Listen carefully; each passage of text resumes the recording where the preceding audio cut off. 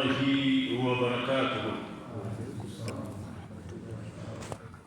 الحمد لله الذي حادي إلى السواء الصراط، وأشهد أن لا إله إلا الله وحده لا شريك له، المتعال عن المشركة ومشكلة لسائر البشر. وأشهد أن سيدنا وحبيبنا ومولانا محمد الذي عد الأمانة وبلغ الرسالة ونصح الأمة وكشف الغمة وجاهد في الله حق جهاده حتى آتاه اليقين. فيا أحبة الكرام ويا حراس العقيدة، أوصيكم والنفس أولا بتقوى الله عز وجل. بعد يكون حميد يا الله سبحانه وتعالى pamoja na kumtakia rehma na amani mtume wetu Muhammad sallallahu alaihi wasallam. Ahibati alkiram, ni katika maandalizi ya kujiandaa kupokea mwezi wa Ramadhani.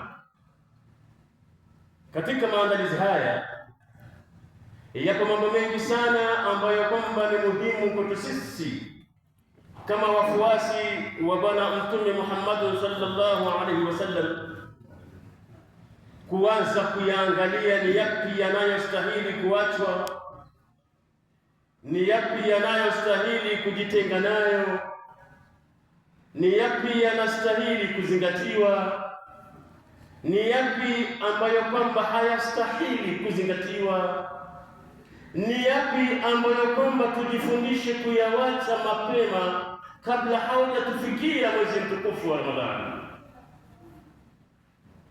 Waswahili wasema mazoea ni shida, mazoea ni ugonjwa. Huenda yale ambayo kwamba tumekuwa tukiyafanya ambayo kwamba hayamridhishi Mwenyezi Mungu, ikawa bado itatuingilia mwezi mtukufu wa Ramadhani na bado tukazidi kuwa nayo.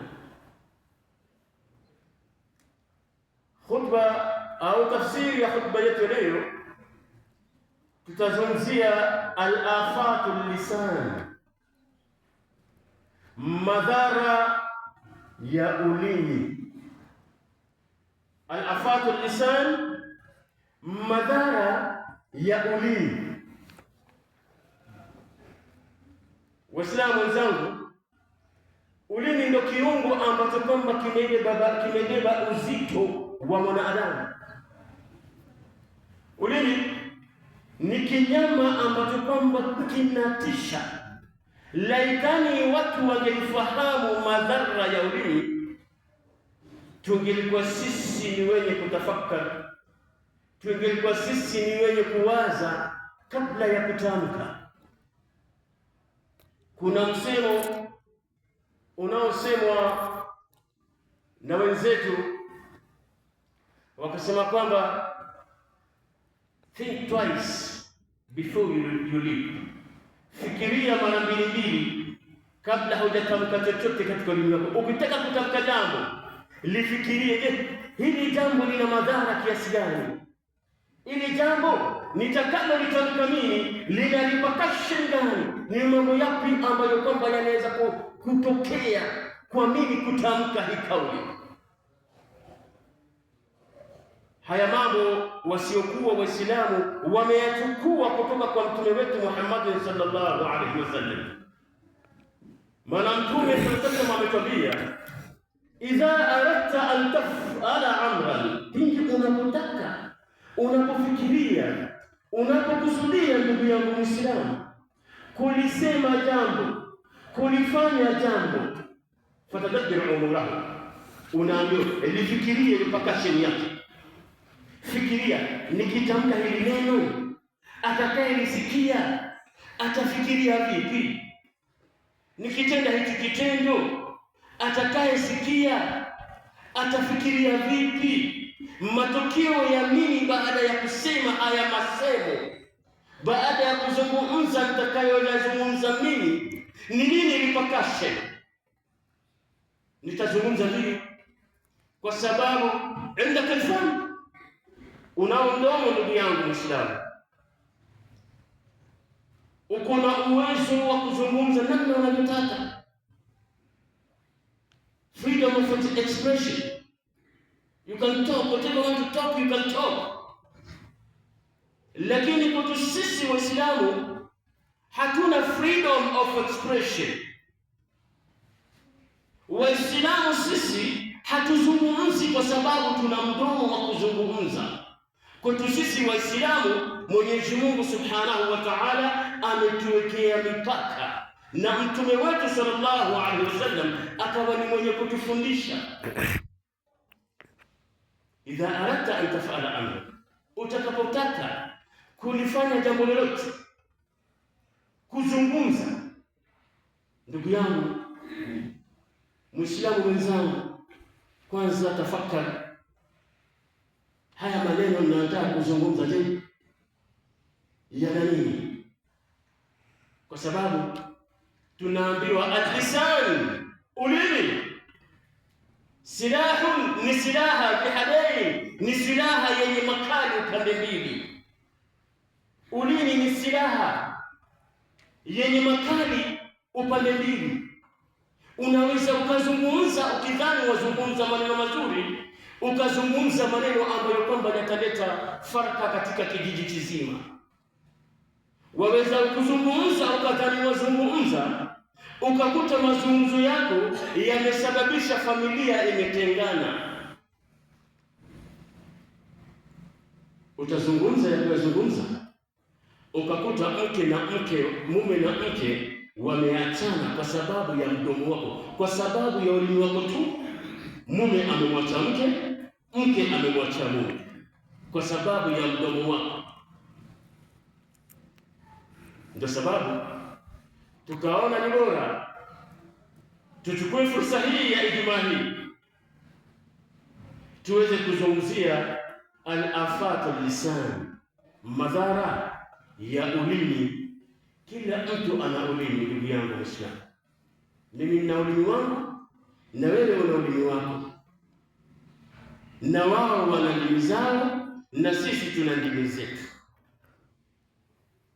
Huo ulimi wako yaweza kuwa ni sababu ya swala zako zote, ya sadaka zako zote, ya hija zako zote, ya amali zako zote. Ulimi wako ikawa ndio sababu ya wewe kuingia ndani ya moto. Kila siku kanzu haikubanduki, kila siku msikitini wewe ukosekana, lakini ibada yako hii ikawa yote inaharibiwa kwa sababu ya ulimi. Anakwambia Allah Subhanahu wa Ta'ala ndani ya Qur'an, ya ayyuhalladhina amanu taqullaha wa qulu qawlan sadida. Ya ayyuhalladhina amanu, enyi ambao kwamba mmeamini, taqullaha, muogopeni Mwenyezi Mungu, wa qulu qawlan sadida, na mtakapokuwa mnazungumza zungumzeni maneno mazuri.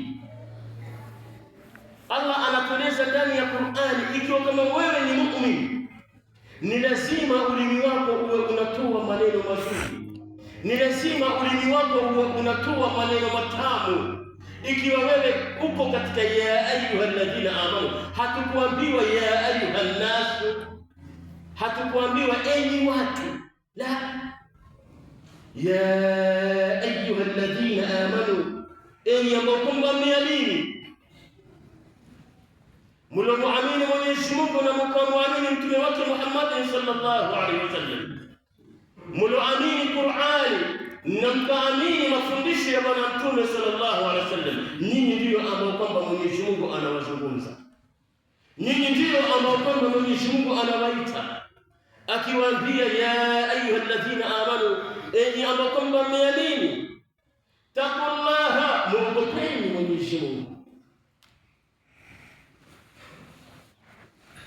Baada kumwogopa Mwenyezi Mungu, waqulu saghira, na mtakapokuwa mnazungumza zungumzeni maneno mazuri. Amri ya Allah subhanahu wa ta'ala, ndugu zangu Waislamu. Kwa hivyo ni kila mwanadamu, ni kila yule ambaye kwamba anajisikia yeye ni muumini. Tuelewe Waislamu, zipo ngazi tatu.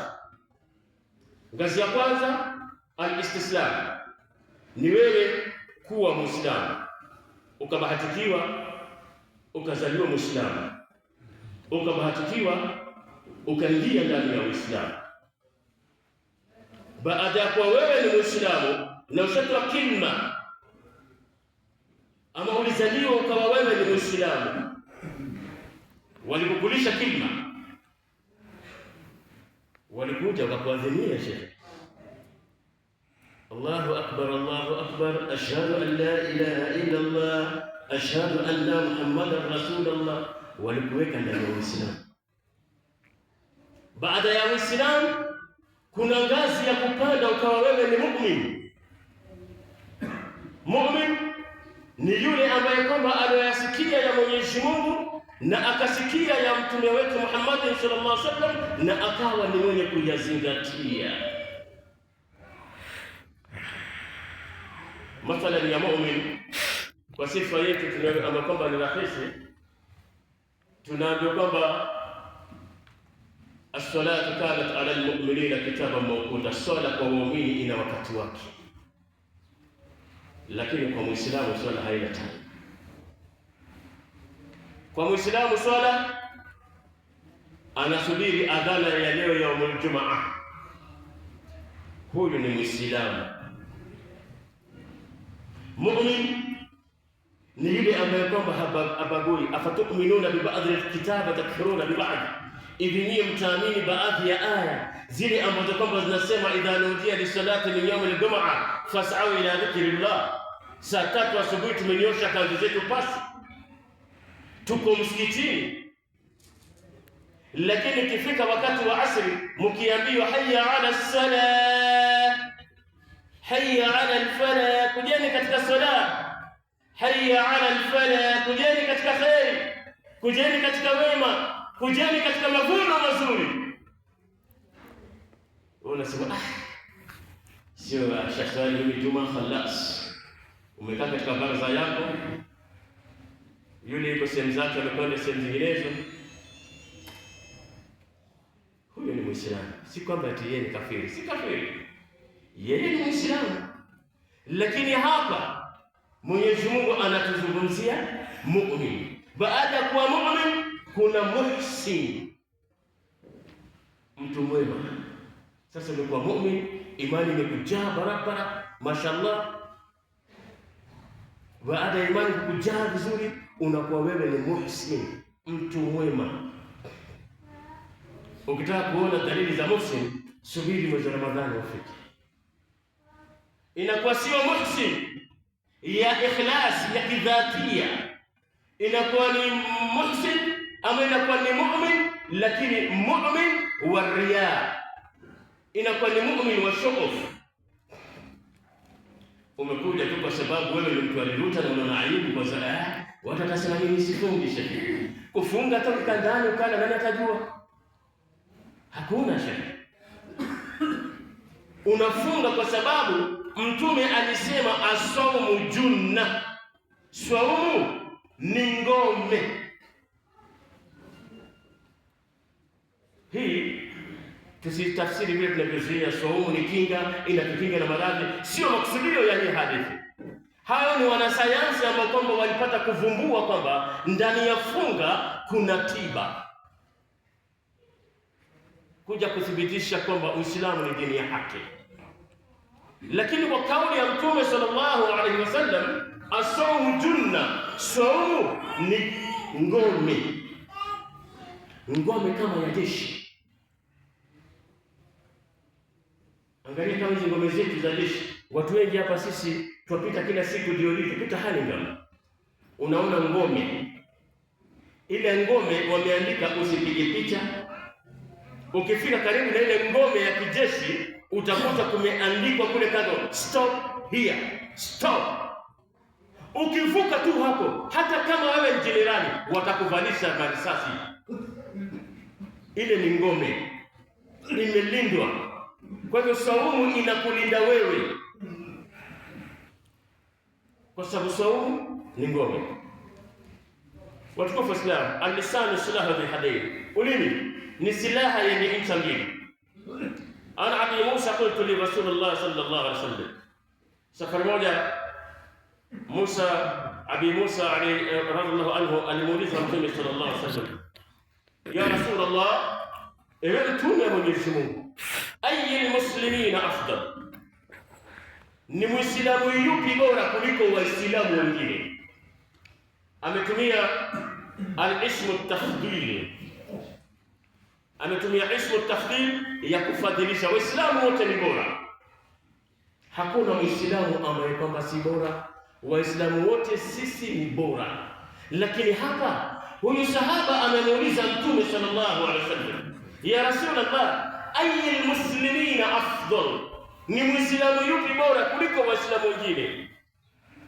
Faqala habibu Mustafa, akajibu Mtume sallallahu alaihi wasallam, man salima almuslimuna min lisanihi wa yadihi, yule muislamu bora kuliko waislamu wengine ni yule ambaye kwamba waislamu wenzake watasalimika kutokana na ulimi wake na kutokana na mkono wake. Waislamu wapate salama, waislamu wapate amani kutokana na mdomo wako, kutokana na ulimi wako. Waislamu wapate amani kutokana na mkono wako, waislamu wapate amani. Huyu ndio muislamu bora, si muislamu wa kumtwanga muislamu wenzake ngumi, si muislamu wa kumchukua muislamu na kumkimbiza kwa chifu, si muislamu kumchukua ndugu yake muislamu na kumkimbiza mudangani kwa station. Malasafu shadidi, ya Rabbi Mwenyezi Mungu tunusuru. Anakwambia Mtume sallallahu alaihi wasallam, ansuru akhaka dhaliman au mazluman, mnusuru ndugu yako muislamu akiwa dhalim ama akiwa mnusuru, akiwa dhalim ama akiwa amedhulumiwa. Masahaba wakashangaa, wakamuuliza Mtume sallallahu alaihi wasallam, ya Rasulullah, kaifa nansuruhu wa huwa dhalimun, tutamnusuru vipi huyu bwana hali kwa yeye ni dhalim?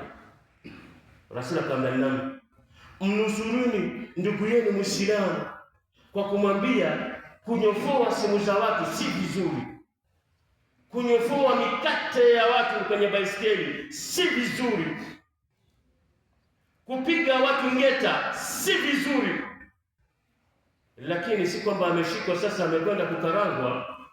Hapa kwetu Liruta tuna kikaangio, labda vijana kusikiliza mjue, tunataka kikaangio chetu pale. Unasikia wakisema tunataka mtu apelekwe kwenye kikaangio. Huyo ndugu yako Muislamu, tusichukue hiyo hukumu. Huo ni ubinadamu tu na jazba zetu.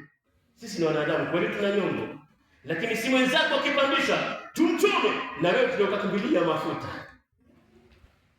Labda yake imempanda, labda na matungu siku moja alivunjiwa nyumba, labda na matungu siku moja aliporwa simu. Sisemi kuambia wenye kuiba simu waibe simu sana, kwa sababu hamtachomwa. Mtakuja chomwa tukiwa hatuko karibu. Basi iko yomi na ayami watawachoma. Ibeni sana simu za watu, ibeni mikate misikitini. Hapa basi napakia msikitini, unabeba mikate. Muislamu wewe leo umevaa kanzu kwa msikitini, jirekebishe ndugu yangu Muislamu, jirekebishe. Kuna kesho mbele ya Mwenyezi Mungu Subhanahu wa Ta'ala. Fanya tauba, turudi kwa Mwenyezi Mungu. Na kila siku mimi napenda kuambia watu, hakuna aliyekuwa msafi. Hakuna aliyekuwa msafi. Hakuna. Al-kamalu lillah, ukamilifu ni wa Mwenyezi Mungu. Hakuna mtu atakuja kasimama hapa akasema mimi sina madhambi, sijakosea mtu, watatuambia nini? Kila mtu ana mahala alikosea. Kama hukutumia nguvu ya kuiba, ulitumia ujanja. Kama hukutumia ujanja, ulitumia kalamu. Kama hukutumia kalamu, ulitumia udanganyifu. Kama kutumia udanganyifu, ulichukua karatasi za msikiti wa Riruta, za madrasa ya Riruta, ukaenda ukakulia na mpaka leo. Tafadhali, kila mtu ana makosa, hakuna mtu msafi. Asisimame shekhe atuambie mimi na kilemba changu kimsafi.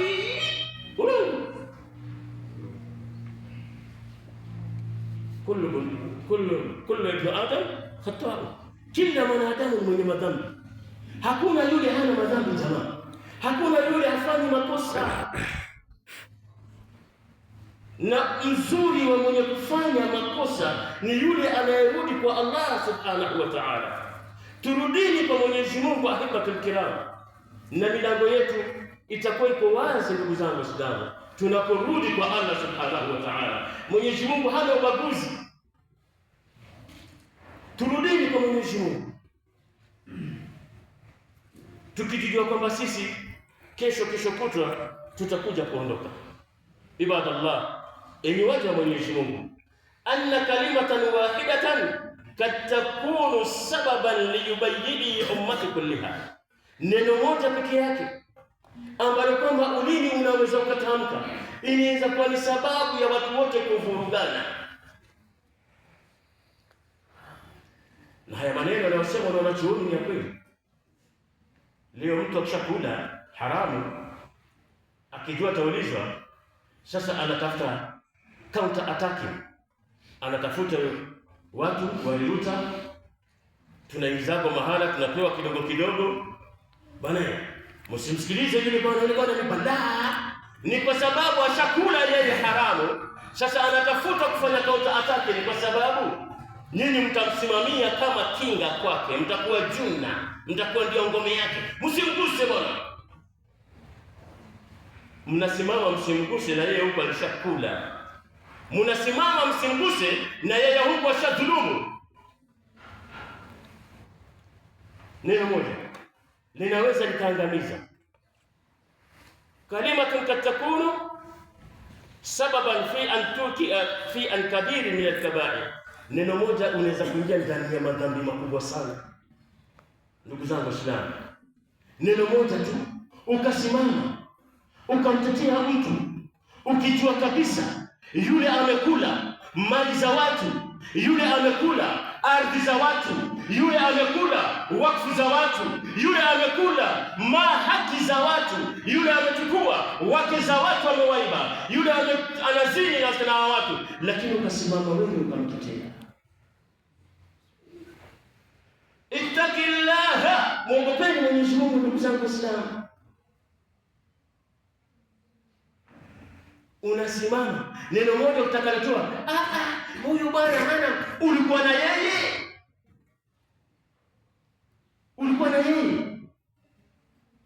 Kwa nini? Neno moja tu linakuingiza kwa dhambi ambayo kwamba ndugu yangu Muislamu hutaweza kujitoa yaumul qiyama. Neno moja tu, neno moja pekee yake. Wa kalimatun katakunu sababan lifiraqi an-nas ba'dhum min ba'd. Neno moja pekee yake utakalitoa mdomoni ndugu yangu Muislamu, huenda ndio kwa sababu ya kufarakisha Waislamu kwa Waislamu, ndugu kwa ndugu, dada kwa kaka, mama kwa mtoto, baba kwa mtoto. Neno moja utakalolitoa mdomoni wako. Ni kwa nini? Ni kwa sababu sisi sasa hivi Waislamu tumebuni njia moja. Kuna Zanzibari wanasema kupeana ubuyu. Ubuyu ni mtamu sana wanaokula ubuyu wa kumumunya. Uzanzibari kupeana umbea, udaku, wanakwambia njoo kumumunya ubuyu. Wanapeana udaku. Huu udaku ndio sababu ya sisi kugombana. Huu udaku ndio sababu ya sisi kuchukiana. Huu udaku ndio sababu ya sisi kudharauliana. Huu udaku ndio sababu ya sisi Uislamu wetu, maendeleo yetu, majumbani kwetu hatuendelei, tunazidi kujidinia. Pale pale tuliwachwa na babu zetu, pale pale tuliwachwa na baba zetu, mpaka leo hatujapiga hata hatua moja. Tujiulizeni limadha, ni kwa nini? Ndugu zangu Waislamu wote, pamoja na ndugu zangu katika mtaa huu wetu wa Riruta, sisi tuliozaliwa hapa na Waislamu kwa jumla, kila mtu ajiulize, baba yako alijenga nyumba akiwa na umri wa miaka 25, kanunua plot. Wewe una miaka 58 umekimbilia 60, umenunua nini? Una nini zaidi ya ile ya babako? Ndio unakwenda unatulia makucha zaidi ile ya babako, ndio ambao kwamba na wewe sasa unajitapa. Hata mimi ni landlord wa wapi? Kama baba yako hakukuachia hiyo, ungekuwa hali gani wewe? Sasa watembea kijijini, tunaambiwa wala tamshi fil ardi marahan, tusitembee katika ardhi kwa maringo. Sasa watembea kwa maringo eti hata mimi nina plot. Shehe, wewe nionyeshe moja ambao kwamba unanunua pasina msaada babako. Ni kwa nini hatununui? Ni kwa nini hatuendelei? Tujiulizeni ndugu zangu Waislamu. Ni kwa sababu dua zetu zinakuwa ni muallaq baina as-samaa wal ardhi, zinakuwa ni muallaq baina ya mbingu na ardhi. Dua zetu wala yurfa, na hizo dua hazitapanda mpaka tujirudi sisi wenyewe, tujiulize tumekosea wapi. Sisi wenyewe tujirudi, tuanze kupendana. Sisi wenyewe tujirudi, tulete mahaba baina yetu. Sisi wenyewe tujirudi, tuache chuki. Sisi wenyewe tujirudi, tuache kudharauliana. La yasal qaumun min qaumin, wanaume wasidharau wanaume wenzao, asa ayakuna khairan minhum, wenda wale mnawadharau wakaja wakawa bora zaidi. Allah ndio anagawa. Leo utanidharau mimi kwa sababu sina, kesho kutwa Mwenyezi Mungu anipiga militochi. Nikija nasimamisha Prado, kila mtu anamwambia nilisema alaykum. Maana ninazo. Sasa hivi nani kwa tayari kutupa salamu? Wamsalimia na nini yule? Sawa, sina, lakini mimi naye Allah. Hata Waisraeli walipobabaika, walipokimbizwa kwenye mto, walimwambia Musa, ya Musa inna la mudrakun. Musa, sisi ndio sasa ndio hawa wanajeshi wa Firauni na mafarasi na masilaha. Nabii Allah Musa akamwambia, inna ma'iya rabbi sayahdini, mimi naye Mola wangu ataniongoza, Bwana atanielekeza nitafanya nini. Nyinyi mnaona bahari washangaa. Mwenyezi Mungu akamwambia Musa, ya Musa idrib bi asaka al-bahr, ipige kwa fimbo yako bahari ikapasuka njia. Wewe mwenye kudharau watu kwa sababu hawana, basi kumbuka hivyo Musa aliwaambia jamaa zake. Kwa hivyo watukufu wapenzi, ndugu zangu Waislamu, al-lisanu, ulimi, fata nisfun wa nisfu fuaduhu falam yabqa illa surat al-lahm wa damu. Waislamu, huu mwili mwanadamu unamuona nao ni bure. Mwili wa mwanadamu ni moyo na ulimi, basi kilichobakia illa lahmi wa admun wa damu, ni nyama, mifupa na damu, khalas, hakuna kingine kilichobakia.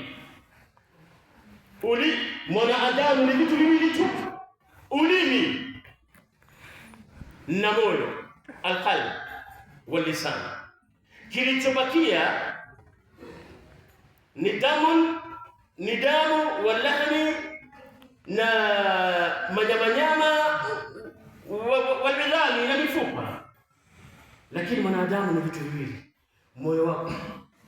Ndio kasikia anakuambia kwamba inna Allaha la yanzuru ila suwarikum walakin yanzuru ila qulubikum. Mwenyezi Mungu haangalii nyuso zenu, haangalii pesa mkunazo, haangalii majumba yenu, haangalii stare zenu, lakini yanzuru ila qulubikum, Mwenyezi Mungu anaangalia nyoyo zenu.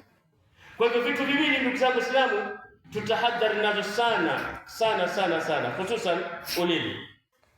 Ulimi ndicho kinyama unachoambiwa katika mwili wa mwanadamu. Kuna kinyama idha salahat jasada kullu, wakati kile kinyama kitakuwa kimetengemaa, kitakuwa kimekuwa kipo sawa, mwili wote utakuwa uko sawa. Wa idha fasada jasaduhu kullu, na kikiharibika kile kinyama, mwili wote umeharibika. Ala wa hiya alqalb, ni moyo. Maana ukishafikiria inapiga ndani.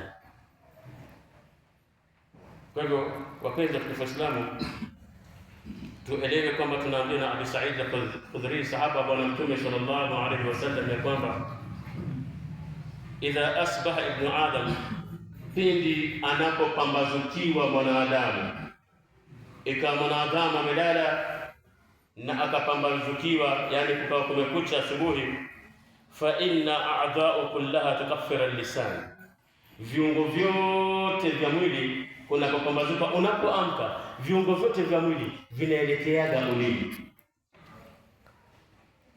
Mwanadamu anapoamka, anapopambazukiwa, al-a'dha'u kullaha, viungo vyote vya mwili wako, tukathiru lisan, zinakwenda kulalamika kupatia ulimi ulimi, zinaambia ulimi, ya lisan ittaqillaha fina, ewe ulimi, hebu muogope Mwenyezi Mungu kwa sababu yetu sisi.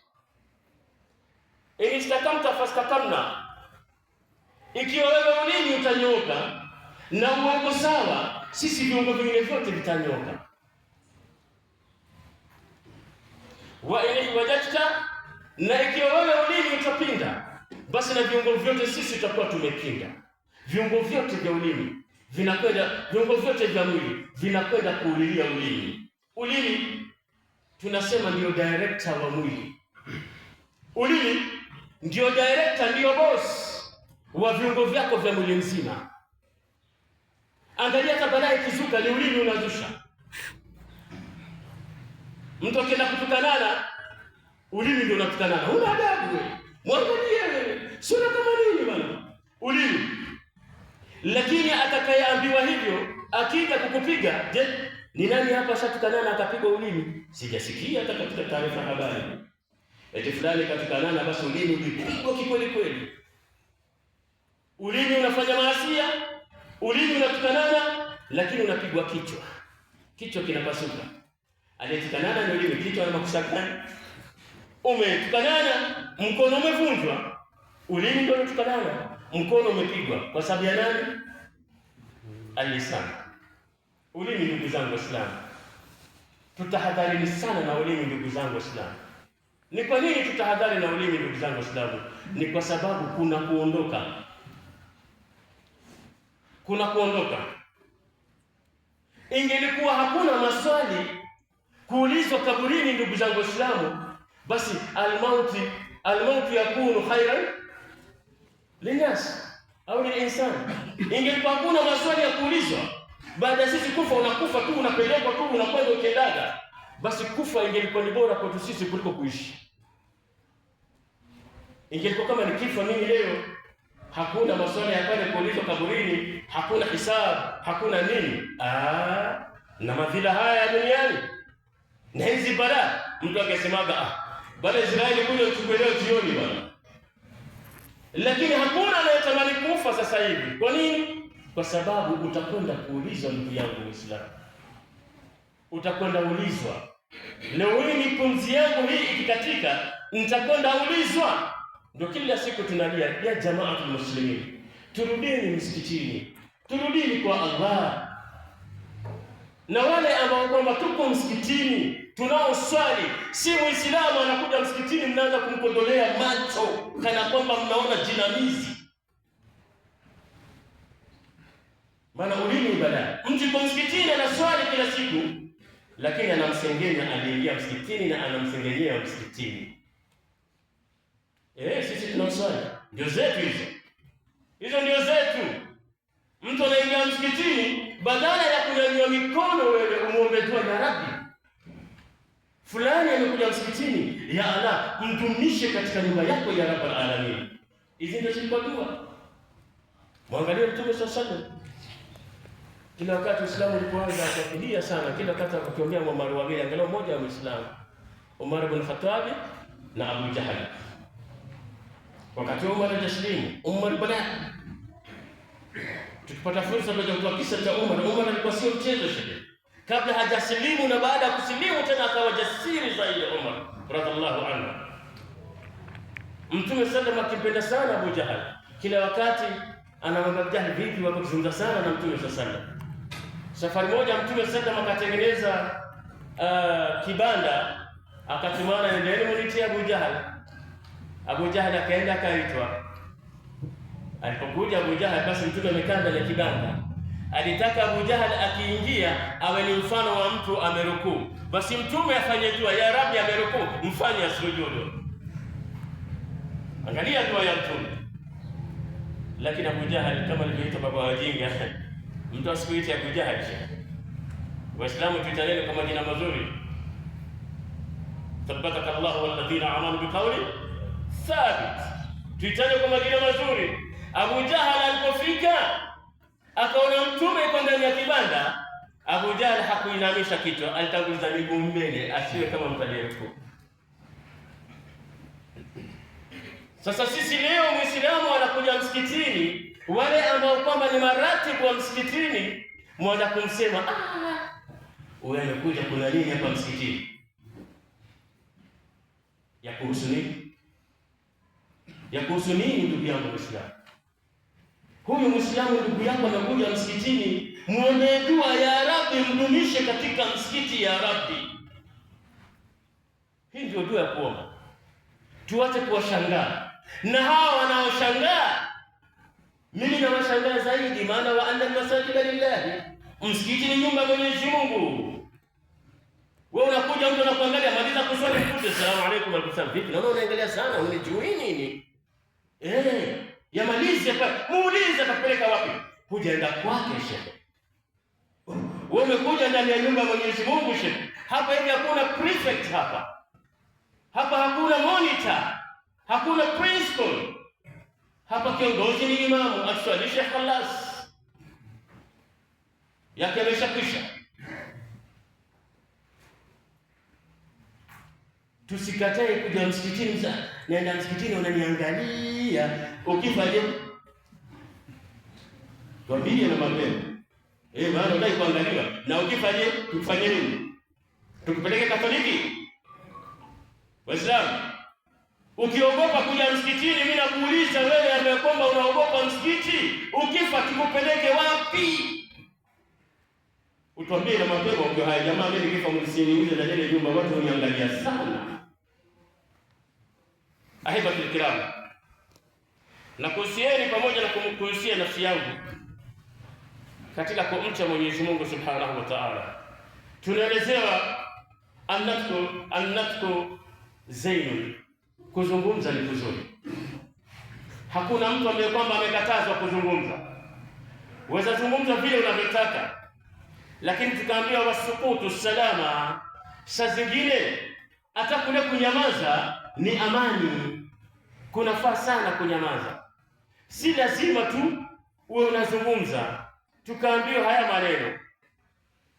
Fa idha natakta, na mtakapozungumza, fala takun mkidara, usizungumze tena ukazungumza kama chiriku. Si maana ukazungumza yanayokuwemo na yasiyokuwemo. Ukazungumza mala yaanika, ukazungumza maneno ambayo kwamba yakokoso. Nyumba za watu wewe wazizungumzia nini? Mbea mkubwa. Umekutana na mke wangu town, wewe unafika Riuta au wewe kitu cha kwanza ukiingia base. Tuko na base kama 30, kila mtu na base yake. Nimeona wifi fulani nimekutana naye mahala fulani bwana. Na sijui ya kwa tena iko karibu na lodging fulani, subhanallah. Yaani mpaka ukaongezea ziada. Ulimuona akipita kuzungumza na watu, hapa pameandikwa restaurant, lodging and restaurant. Sasa ushasema anataka kuingia. Umekuja umemwaga mambo yako katika mtaani. Baada ya masaa mawili habari zimeenea. Yule mume yuko kazini, ashapigiwa simu. Wifi yako bwana kaonekana. Jamani. Udaku. Umbea utakitoa masiku ya kiyama. Dada zangu na kina mama zangu wasinisikie huko. Maana tulikuwa tunasema kwamba udaku umbea na kina mama, lakini siku hizi mimi naona wanaume tumezidi. Wanaume tumezidi, itabidi tuvalishwe dera. Kwa sababu nikiwa mimi mmoja wao. Wanaume tumezidi kwa udaku na umbea. Mkiamka asubuhi tu pakacha wazunguka kijiji kizima, ukitoa hapa kupeleka ya huku, ukitoa huko kupeleka, kwa sababu ya shilingi 50 shillings only. Wewe ittaqillaha, muogope Mwenyezi Mungu ndugu yangu Muislamu. Ittaqillaha shababul muslimin, vijana wa Kiislamu. Tegemeo la Uislamu ni vijana, ni shabab. Vijana wa Kiislamu mko wengi mashallah. Mwenyezi Mungu amewapa nguvu. Na nyinyi vijana mkitaka Uislamu utasimama. Kwa sababu idadi yenu ndio iko juu. Vijana, rudini msikitini. Msikiti hausababishi kwamba usifanye shughuli zako. La hasha wakalla. Vijana wetu, mimi nawaombeni kabisa kwamba hakika rudini katika nyumba Mwenyezi Mungu na mtakuwa wenye kufaulu fi dunia wal akhirah. Msilie kila wakati Sheikh hakuna kibarua tunaandikaga siku moja. Tulianza kubaguliwa tangu zamani. Kama hamujui labda nyinyi mjazaliwa. Wale watu wamezaliwa 1990s hawana historia basi.